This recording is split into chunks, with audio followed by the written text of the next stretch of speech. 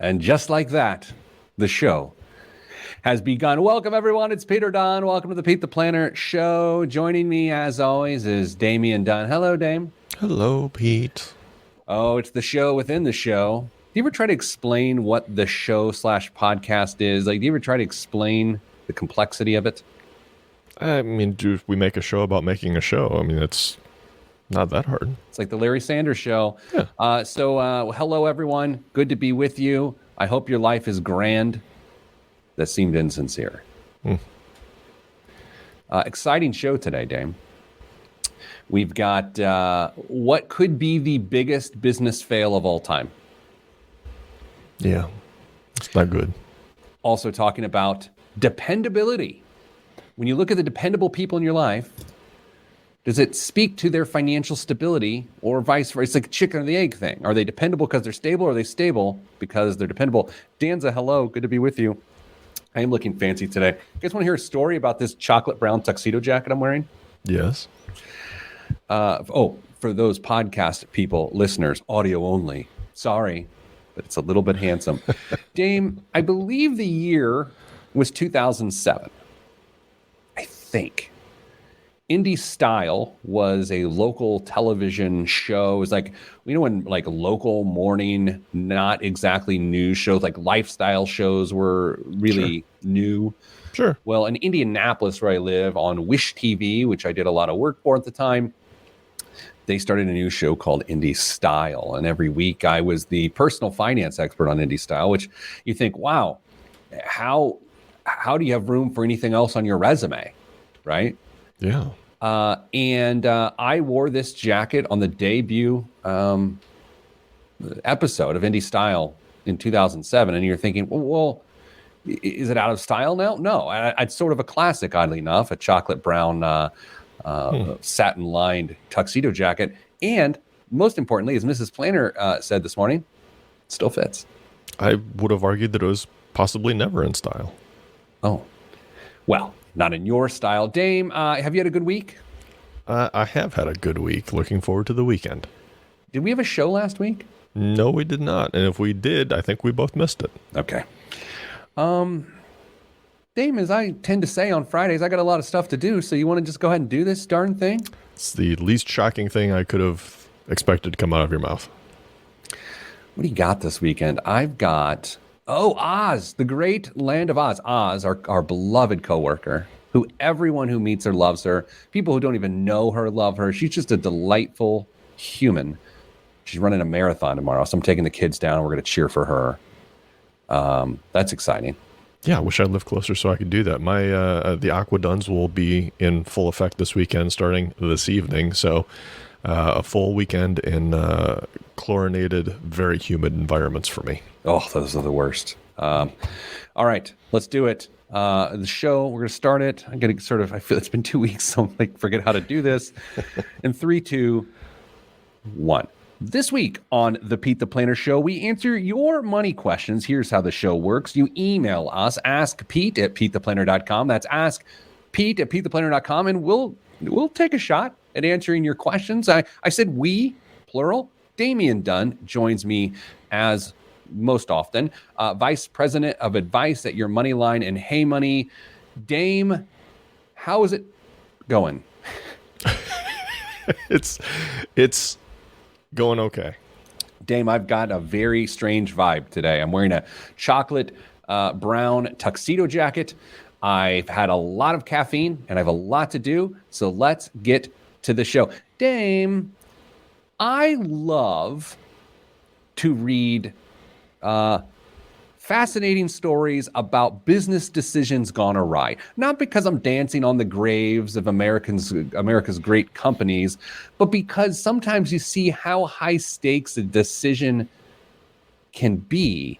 In the last couple of weeks, it has come out that Zillow, which is a really useful app. I have it on my phone, and it's not useful as much as it is interesting. You can just sort of look at what homes are worth and where you live, and you're driving by a neat area, you pull it up, you have it look at your location, you can sort of look at homes. Anyway, they have reported that they are unloading 7,000 homes very quickly because of the hundreds of millions of dollars of losses they've generated in their attempt to buy a bunch of homes and then resell them. They got in the home flipping business at mass scales, and it caused them to lay off 25% of their workforce this week. Dame, that seems like a bad business decision. Yeah, you kind of wonder how a company that focuses on real estate and tracking real estate prices, allegedly just only tracking real estate prices, could be this bad at estimating what houses would be worth if they bought them at the right price. So not great. Okay, you said two very interesting things there, which is refreshing finally this year. Dame, first of all, you said allegedly, so I want to talk about like are there, you thinking they're tracking things other than home prices? No. I think they may be a little aggressive on the home prices that they publish when they send out their estimates of how much your home may be worth at the time. I don't know if you do, Pete, but somehow, some way, we got signed up for a monthly email that sends us a little note that says, hey, based on our calculations and the houses that have sold around you, we think your home is worth somewhere in this range. And I don't know, for like the last year, I've looked at that number and said, there is no way my house is worth that much money. No way. So what's interesting, I'm glad you bring this up. I look at ours all the time because it's fascinating just to watch it go up at a breakneck pace. And not because I think it's reality, but because I'm just amazed that Zillow thinks it's reality. If they want to make me an offer at that price and then get burned on the home because they can't sell it, go right ahead. And so that's your second point, Dame, is that this service is meant to help people understand market prices for homes in particular areas. And so if they're publicly presenting, let's use some numbers here. Let's say your home is objectively worth $200,000. You think you could sell it for $200,000. And let's say Zillow says, no, bruh, sorry, it's worth $225,000. And so they say that, and you get all gassed up and you're like, let's go. And then what we're suggesting here is that they're purchasing homes at inflated values because they use those values to stoke their business, and then it burns them because they can't unload the inflated valued homes? Well, I think I have no idea how this actually works on Zillow's side. I would assume that if they're saying, hey, we'll buy your house, it is at a maybe not steep discount, but a significant discount over what they may be publishing, just because it's, no hassle. Hey, we'll make this quick and easy, and we can get you onto your next home. By the way, check out our app for your next home as well, too, while you're at it. I just don't see... I think they were inflating those prices in hopes to continue to drive that market higher while they could, to make their job of flipping and making a little bit of cash easier on the other side.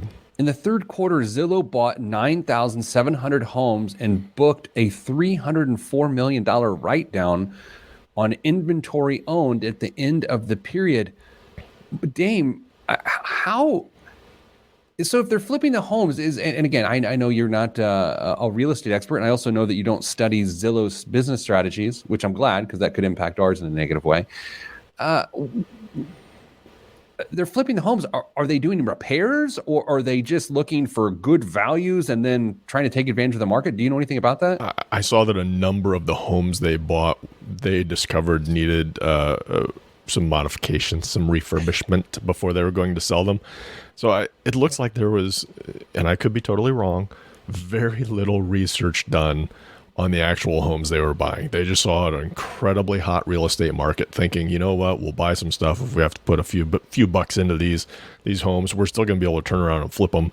Because they were focused in really big, really traditionally hot markets. Phoenix, they had a ton of houses in Phoenix.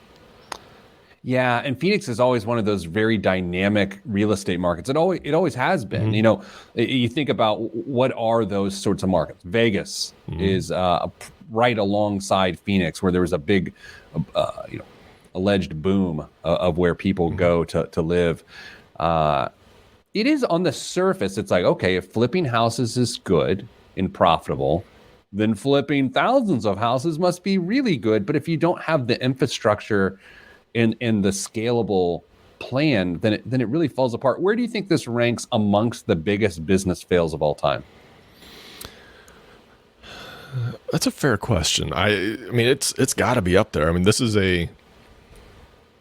it's interesting because the core service of Zillow wasn't flipping houses. No. It's just their website and the information they provide and all that good stuff. And this was a way they thought they could leverage what the information, the data that they've already collected, and make a few extra bucks. So their core business, I don't think, is really going to be affected by this at all. But this is a massive screw up on not the idea, the implementation of the idea, in my estimation.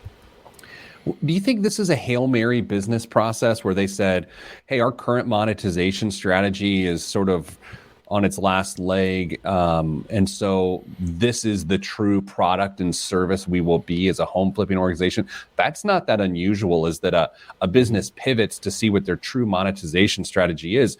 Go no further than Netflix, that at one point in time was sending DVDs in the mail in completely indestructible envelopes, oddly. But then they realized that their monetization strategy was actually to be internet flicks as opposed to mail flicks. That sounds weird. I don't even want to know. Don't Google that, anybody. I will also note, since we're talking about Netflix, one of the greatest business fails of all time, as many people have noted, is that Blockbuster didn't buy Netflix when they had the opportunity. Yeah, that was a big oops. New Coke is often pointed to as a complete disaster.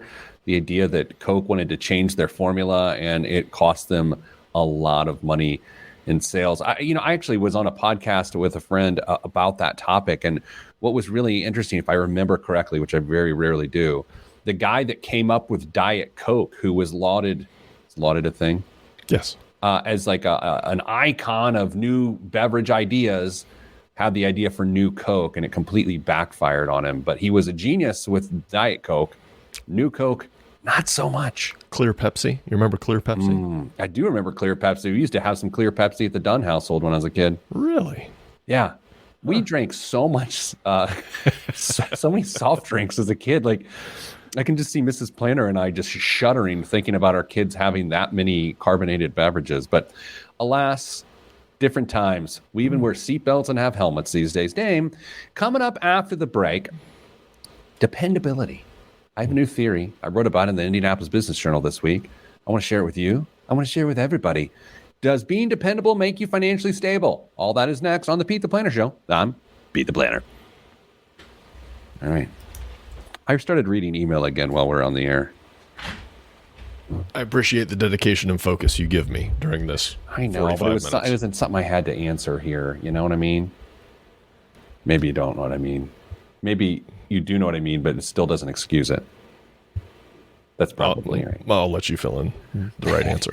All right. So, Dame, should I book this meeting at 11 with this person? No, I can't do that. Today? Or later this afternoon. Yeah. You better give yourself a little bit of time. Or how about 11:15? 11:15. You can do 11:15. Is it just a phone call? It's something like that. Yeah, okay. All right. Sorry, booking appointments on the air, everybody.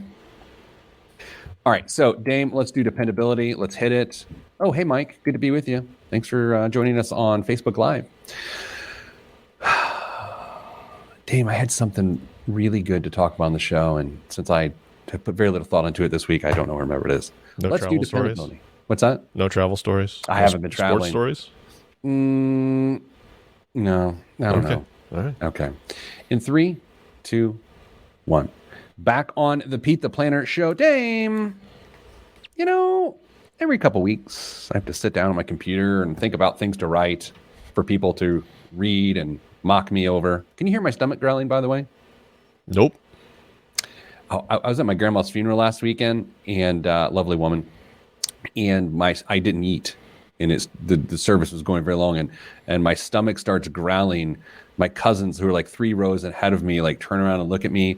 The funeral's being live streamed because that's how you do funerals these days, and there's this big shotgun mic that's picking up the growling of my stomach. So all these people honoring my grandma at home are hearing my stomach growl. Alas, I write my IBJ column this week about dependability. And my theory is this.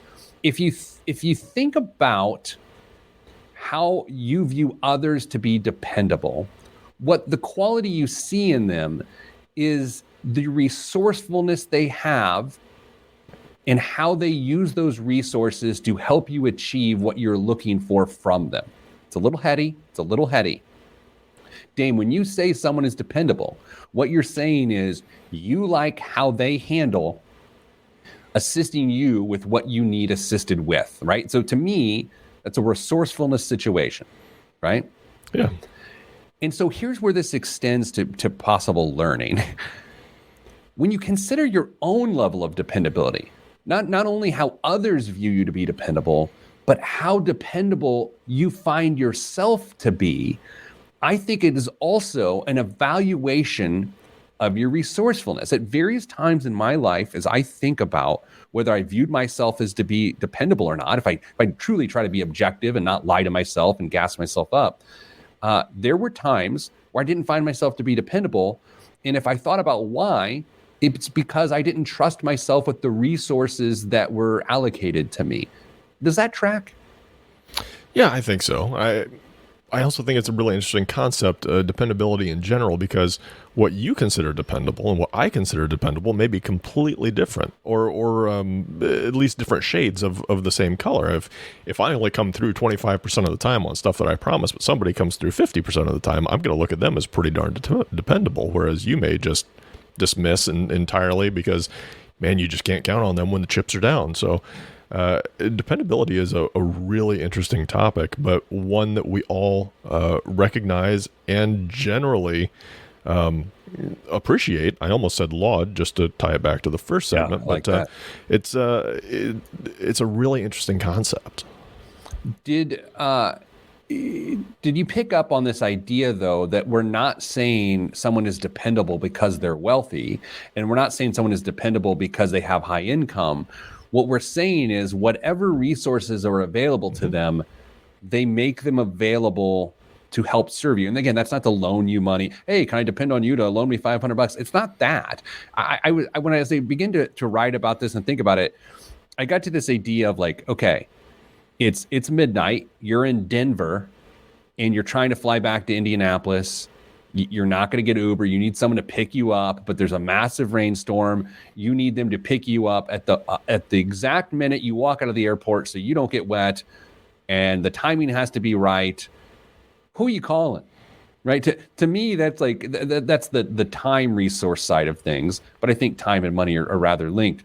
Who do you call to be at the gate to pick you up in a situation like that? And Dame, we talked about this as a bigger team this week of go ahead, think through your life, think through your relationships. Who is the most dependable person you know, and what is it about them that makes them dependable? And once you do that, my guess tells me that they are also financially stable because they understand how to use resources effectively. It's very tempting for, I think, most of us, if you're married or in a committed relationship, that you probably are going to default to your spouse, or you may want to prioritize them. I think this becomes a really interesting challenge if you say it can't be that person who you're in a relationship with. You force yourself to think outside of that very tight circle that you find yourselves in on a day in, day out basis. Who is it? Is it a parent? Is it a coworker? Is it somebody from an organization that you belong to? And why do you think they're dependable? Is it because they come through on projects? Is it because of a long history of helping you out with odds and ends, or their dedication to a different project that you're not even involved with?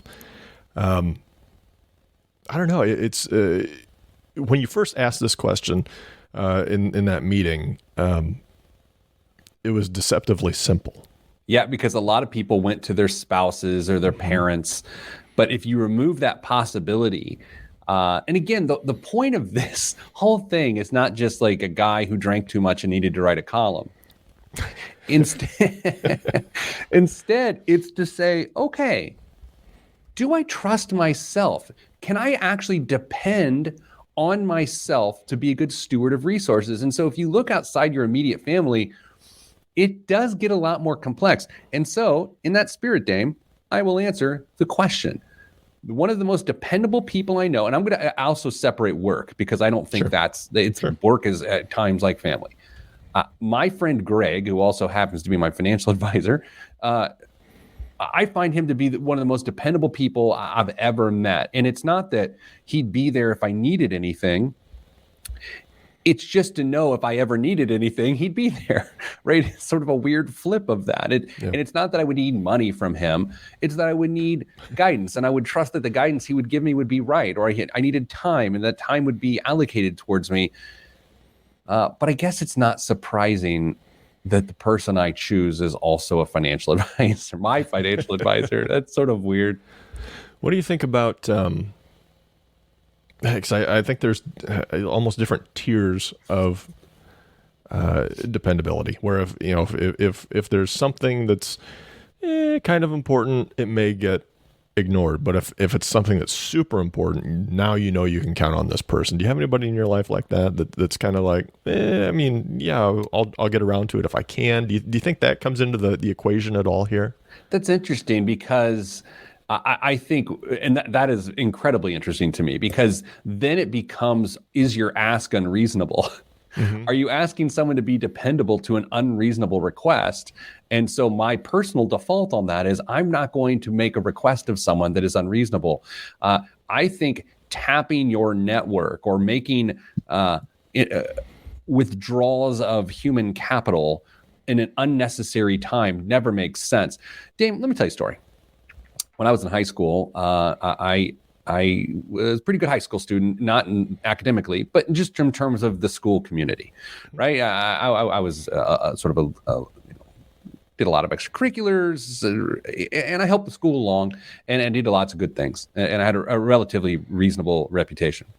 My senior year, late in the year, there was a fire drill. And the teacher was like, hey, let's go out. It's like this young teacher. And she's like 22, 23. She's like, hey, it's a fire drill. Let's go. And I was like, you know what? I'm good. I'm going to stay here. She's like, no, come out. And I was like, I get it. I feel you. I'm staying here. But it was like total jerk move, right? Yeah. Major withdrawal of credibility. So I got sent to the principal's office. And the principal said, look, here's the thing. You've made a lot of deposits in the last 4 years. This is one major withdrawal. Just so you know, if you make another withdrawal, it's going to be a problem. And that has stuck with me for a very long time. And I think about relationships in that way. I would much rather make deposits than consistently make withdrawals on people's time, which brings us back to dependability. I sort of keep mental track, not of who owes me, it's not that, but of who understands that same dynamic and would be there to serve. So, yeah, turns out I absolutely was a jerk to that teacher, and I feel bad. All right, Dan, let's do this. Coming back up after the break, we're gonna sort of a potpourri of what's next here on the Pete the Planner. Little Peloton stuff, little other things. You'll see. It's next on the Pete the Planner Show. I'm Pete the Planner. Dan, you know why that tease was subpar? No. Because I don't remember what the third segment's about. What did we decide? Peloton? Well, we said something. We're like, let's do this. And then there was something else. But a personal finance thing. It'll come to us. Yeah. Total jerk move. I was like, I'm good. I don't think I said, I'm good, honey. Like that would be like real bad to the teacher. But she was like 22. She's like your peer, you know? And so I was like, I'm working on this. I did something pretty similar to a very young teacher, but I was much younger than you were. So that's my explanation for that. How old were you? 8th grade. You can't play that card in 8th grade. Oh, I did. Oh, that's a bad move. Yeah. What was the segment? Was it retirement versus student loan? Yeah. Okay. How to prioritize. Okay. Or what you should prioritize. This is going to go well. It's going to be great. Viewers on Facebook Live, if you've got anything you want us to talk about, by all means. Yeah, just throw it in. Throw it in the comment. because we're starting the segment. We're going to go, well, we'll do it live. Okay, here we go. In 3, 2, 1. Back on the Pete the Planner show. Dame, I was doing an event this week, a live virtual stream. Oh. And I got a great question. It's a very common question. A younger person just starting their career, trying to get out of student loan debt. I'm talking about the importance of starting retirement savings early because it just makes your life a lot easier. And I said, okay, tough guy. How do you prioritize getting out of pesky student loan debt with saving the appropriate amount for retirement? Now, Dame, I asked this question to you because for a very long time, there was this rule of thumb within the financial world that said the following: hit the match and then work on debt. Mm-hmm. And so the idea was that, let's say if your employer is putting in 4%, as long as you put in 4%, then you better put in that 4% so you get your 4%, and therefore you're contributing at an 8% pace. And then whatever additional discretionary income you have, then it goes towards debt. Here's the problem with that. You are setting yourself up for failure from a retirement planning perspective by making it harder later. If your personal finance goals are to make tomorrow easier, then saving at 8% as opposed to the prescribed 12% immediately puts you on a mathematical track to failure. Yeah, you're going to have to make some potentially uncomfortable decisions. And I say that because chances are cash flow might be a little tight right when you get out of college with all these new expenses that you've got between, rent and transportation and all the other stuff that you might never have had to deal with before. Now you've got to pay back some student loans, and somebody's telling you, some bald guy's telling you that you got to save 12, 14, 16% towards retirement while you're trying to get everything else figured out in your life. Well, where in the world's all this money going to come from? You're going to have to start cutting some other stuff out if you want to do everything that you're being told. That's an uncomfortable decision. Let's do math on the radio, everybody. So fun. Your favorite segment. Oh, here, let's do a little stinger here. Now it's time for Math on the Radio. It's when I grab my calculator and start doing math. Dame, let's say you're a yonker, which of course is young man. Oh. Do you remember that from the old standardized tests here in Indiana when you were a kid? A wuzzle is to mix, a baloo is a bear, yonker is a young man. Do you remember that? I think it's coming back to me. Anyway, yeah. Let's say you make $50,000 a year as a young man, right? Or young woman, young anything, doesn't matter. Ferret for all I care. And I'm saying, all right, if your employer matches up to 4%, if you put in 4%, then you are putting away $2,000 a year or $166 a month or $83 if you get paid twice a month per pay period. Okay. Now, by me telling you to do the right amount, which is to put in 8% and let your employer's total take you up to 12%, right? Because their match is 4, you're putting in 8, you're doubling that 2,000, which the math would suggest here on this handy dandy iPhone, that 2,000 doubled is 4,000. Whoa. Yeah. 4,000 on a monthly basis is $333.33, Dame. I would also note, if you divide that back down to the number of the paychecks, you're talking about $166 per paycheck if you get paid twice a month, as opposed to $83 per paycheck. And I will tell you that $83 difference, per paycheck is the difference between you retiring and not retiring. Dame, do you think, looking at it through this lens, it makes it more understandable, or is it still relatively difficult for someone to pull this off? It may make it more. Can it be both? It may make it more understandable and incredibly difficult to pull off because sometimes the dollars are just in short supply. Todd on YouTube Live, who is following along, because I almost said noon.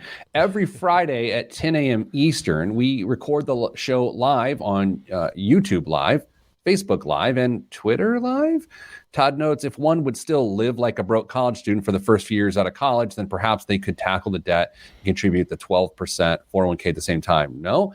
Yes and no is actually the answer to that, I believe. Dame, I think housing expenses and not being supported via parents and or student loans, that transition into funding your own lifestyle is rather difficult for most people and a lot more expensive than it used to be.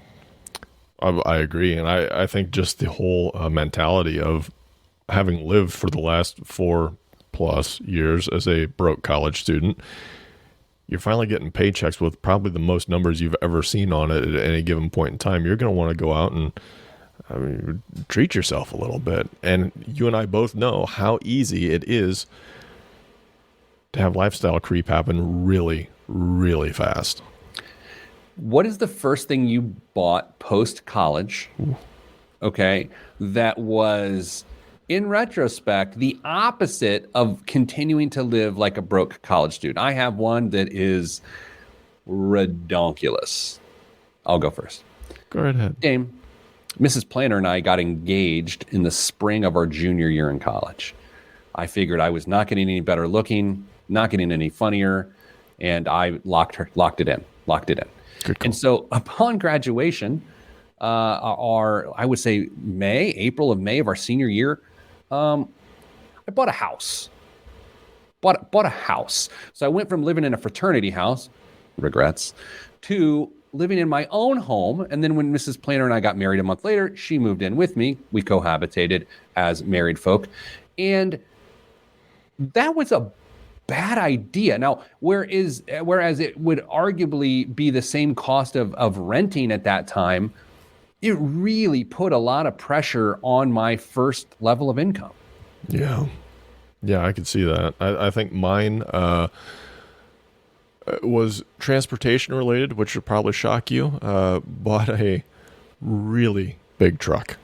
That is so on brand for you. I know. It was the kind of truck where you could watch the fuel gauge go down as you're driving down the highway. It was loud and obnoxious, and regretted it almost instantly. Did you have a payment or do you pay cash? Paid cash. Still regret. I was probably spending as much in gas as what a normal payment would have been. I got another one. Not good. I got another one. And although this person is watching from heaven, we bought our dog Otis. He's across the Rainbow Bridge or whatever. So Otis, our pug, Mrs. Planner and I moved into our home. A month later, we bought a dog from a breeder. Ooh. $800. And so here, okay. So, I mean, you can see it setting up. You're like, oh, we're a couple. We've got a dog now in our home. I mean, everything's obnoxious. Lots of Pottery Barn stuff everywhere. It was awful. And it's funny how those little isolated decisions, when seen in retrospect and with more perspective, it's just soul crushing of like the bind we put ourselves into financially by spending a third of our emergency fund on a dog. Otis. Sorry, Otis. Our next dog, I'll note, was a rescue. So we boy. Nice job. Yeah, anyway. Oh, good times. So the question from the person was, do I pay off student loans or do I save for retirement? I would say this. If you have a match, if you have an employer match that can get you to 12% with your contribution, find a way to do it. Find a way. If you do, this seems promissory, but it is, you will be a millionaire. You will absolutely be a millionaire. And there's nothing great about being a millionaire other than you'll be able to support yourself forever. And the fact that you'll say, oh, I'll figure it out later. Nah, you probably won't. It's a lot more difficult than you think. It may take you 8 years to get up to the right level. And those 8 years mean that it's not 12% anymore, Dame. Oh. It's 17%, 18%, something like that. Yeah, so you're gonna miss a doubling in those 8 years. You are going to miss a doubling. You will have half as much money. I don't know if that's how it works. Dame, coming up after the break, biggest waste of money of the week in the news. I'm Pete the Planner. This is the Pete the Planner Show. Came together. Very nice. It's almost like it was professional. I was getting ready this morning. This could probably explain the chocolate velvet dinner jacket I'm wearing right now. And I was like, I listened to the radio in the morning, I listened to Pandora or something, and I was like, I want to listen to Billy Joel songs. All right. So I started listening to Billy Joel songs, and Mrs. Planner walks in, she's like, well, it's going to be a weird day, huh? You see he's going to try and sell his catalog, or he might sell his catalog? Yeah. I listen to Howard Stern on a pretty regular basis, and he did an interview on there a couple weeks ago, and he mentioned as much. Huh.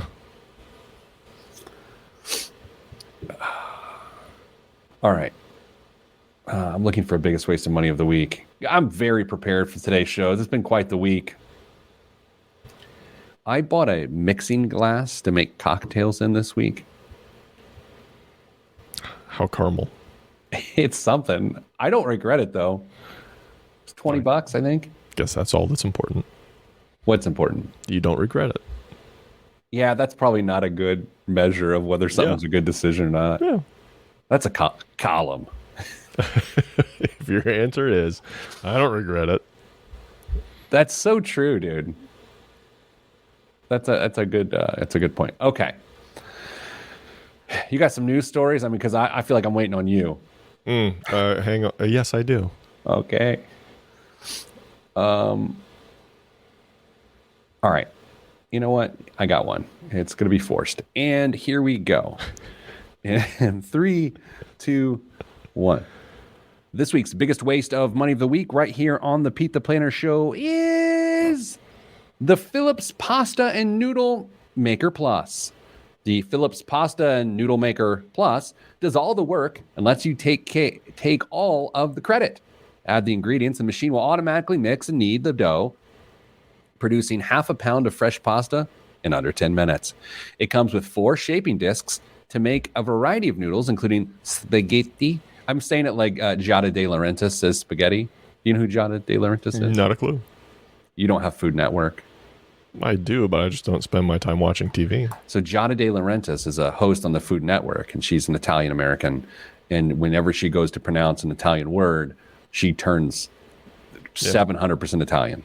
So it's like, tonight I'm going to make my family spaghetti. And it's like, what? What's like, now what's happening? So anyway, I'm going to continue the read.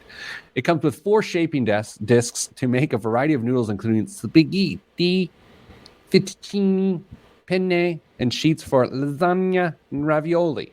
An included cookbook will teach you the Is that offensive? Maybe. I'm just thinking through this here, and I'm like, yeah. I regret that. Included cookbook will teach you the basics of traditional pastas and also help you create gourmet, gluten-free, and colorful vegetable pastas. Dame, what would you pay for the opportunity to have spaghetti made in 10 minutes without you touching it? I'm wondering what the difference between the regular and the plus versions That's of a this. great question. Can I get the other one for just, like $20 less or something like that? This is going to be $120. $300. And here's the thing about this. My brother-in-law, Mrs. Planner's brother, wonderful man. He's an architect, and so he's very process-driven, loves processes. Like, he's got me into making cocktails because he loves to take 15 minutes to make a cocktail, right? And I enjoy that too. He loves to make pasta on Sunday. He makes fresh pasta every Sunday at his house out in California. And he has a pasta roller and does it the traditional way. And I think the roller is probably, $50 or something like that. And so the only thing different from what he's doing from what this is, despite the fact that he would have to pay $250 more to have it done, is that he's removing himself from the process because you just throw it in this thing and it spits it all out for you. And I got to think, if you're going to take the time to make fresh pasta, I think you enjoy the process. Otherwise, you're just pouring in some noodles out of a box, right? It's like a bread maker, right? I mean, either you enjoy doing the whole process yourself, or you just want the taste of fresh homemade bread and you chuck everything into the bread maker and let it handle it itself. I think there is something to be said for the process. I think back to Mrs. Planner and I's wedding registry when we were 22 years old and all the gifts we registered for. We got a bread maker. What was the craziest thing that you registered for either baby shower or wedding registry? That's a good question. We didn't do the things like I know some people like get video game systems and all of that. I don't. You did? Yeah, that was me. I put it on there. But you know why I put it on there? Why? Because I knew I could go back and get it for a discount because everything that didn't get purchased. Look at you financial expert. Hack. I think it's funny. We put TV tables. 2 TV tables were on our wedding registry because as we first got married, we're 22. Yeah. We're children. We'd sit on our couch and watch The Simpsons together after work and eat dinner. And it was like, man, we were children. Dane, what's in the news this week? I did not picture Mrs. Planner as a Simpsons fan. Mrs. Planner is very funny. Got an amazing sense of humor. Huh. She married you. Well, she has bad taste in men. Dane, what's in the news this week? Pete, you and I love stories like this. I will be interested to get your reaction. A California man is sharing how his $150 annual Six Flags Magic Mountain Pass helped him pay off his student loans. Oh, The 33-year-old electrical engineer from Santa Clarita, who say no more. Electrical engineer goes by Dylan, revealed in a feature with Mel Magazine how he managed to pay off his student loans, get married, and buy a house after 7 years of making use of his annual pass at Six Flags. How? You can pay around $150 for unlimited year-round access to Six Flags, which includes parking and 2 meals a day. No. If you time it right, you could eat both lunch and dinner there every day. No. You're telling me he ate breakfast or lunch and dinner every day and used his food budget to pay off his student loans? The office Dylan was interning at in 2014 was just a 5-minute drive away. So when he realized he could eat 2 meals a day every day at the park for a one-time fee of $150, he took the unique opportunity. He timed it so he could go to the park during his lunch break, then go back to work, and then stop back for dinner on his way home. For those listening on the radio or the podcast, I'm just shaking my head. But what if that was the difference between him contributing 8% to his 401k? Stop. Shut your lips. Stop it. Here's what's great about this story is it's put out there. It's interesting. I mean, we're talking about it. But I always like stuff like this. It's put out there as though people are supposed to replicate that. It's like, well, this guy ate at Six Flags 720 times a year. What's your problem? What? Quit drinking lattes from Starbucks. Personal finance is a crucial, brutal place. Could you have done that, Pete? Could you have eaten basically glorified carnival food 700 times a year in your 20s? Under one circumstance, and that is if they had funnel cakes. That's fair. The funnel cake is got to be one of the most underrated foods on the planet. It's a giant swizzly donut. Yeah, funnel cakes, elephant ears. I mean, they're all good. What else is in the news? A year away from wedding dance floors makes wedding guests ready to spend. A Wedding Wire survey found that 68% of wedding guests splurged more than they typically would on gifts this year. Generosity extended to the newlywed friends and fam, with the average gift hitting $160 this year. No, get out of here. Up from $120 in 2019. $160. How many times have you spent $160 on somebody's wedding gift, Pete? No one's. I've spent $160 having drinks with a buddy who got divorced, but I've never. That's wild. So we did this thing back in the day when we used to go to a lot of weddings because we've aged out, but we're about to age back in because our friends' kids are going to be getting married. We'd get a gift card to like a Crate and Barrel or something, and then put the Crate and Barrel catalog in the box with the gift card, which is sort of creative. But then the amount of that gift card would just sort of change over time as we got a little bit more stable, but it never reached $100 to $160. I can tell you that. I mean, could you have just like torn out the pages that had pieces that your gift card could have paid for? Like a cocktail mixing glass? Essentially, yeah. Yeah. What do you think if you went to a wedding? I mean, 100 maybe at the most if we're super close, but 160. Like, how do you even get to? I know it's an average, but what do you think you're doing? You're gonna have to be pretty darn near and dear to my family for us to crack into that 3-digit, that strong 3-digit land at that point. I also, at that level, you're either buying them something they need, or you're giving them cash or a gift card. Like to spend like $160 on something speculative that may not be on their registry or that you think is neat, I think it's a bad idea at that point. That's why you just buy them a used gaming system and call it a day. As much as I think gift cards are impersonal, they are the most practical gift short of cash. Really? Yeah. What do you think? Underwear? What do you think is the most practical gift? Oh, I thought you said sorry, I missed. I thought you said impractical. No, no, they are. Yeah, no, I think they're impersonal but practical. Practical. Yes, I agree. Yeah, exactly. Dame, one more story. Turns out pandemic changed how people view money, Pete. Really? Millennials and Gen Zers now want to retire even sooner. Ages 59.5 and 59.4 for those two demographics. Okay. Well, maybe you should listen to the second segment of our show today. Or was it the third segment? Just listen to the show every week, because we told you better hit that 12% first year in your career. I'm telling you can retire at 50. That's promissory. Let's not do it. Anyway, thanks for listening to the show. Damian Dunn joined me as most often. Dame, thank you for not being related to me, and thank you for your contribution. My pleasure on both. The rest of you, I'm sending good vibes, because good vibes are all that's in the budget. I'm Pete the Planner. This is Pete the Planner Show. All right. Yay, we did it. I got to stop reading email when I'm doing the show. I mean, really, it's rude. I'm just telling people how rude it is. And that you continue to do it. And you disrespect your coworker. No regrets. Well, where are you going for your big lunch today? I think we're going to Big Lug. Nice. We've got a coworker moving on, taking another opportunity. So go a little going away lunch. That'll be nice. Wish I could be there. I tend to like to stay friends with people when they move on in their career.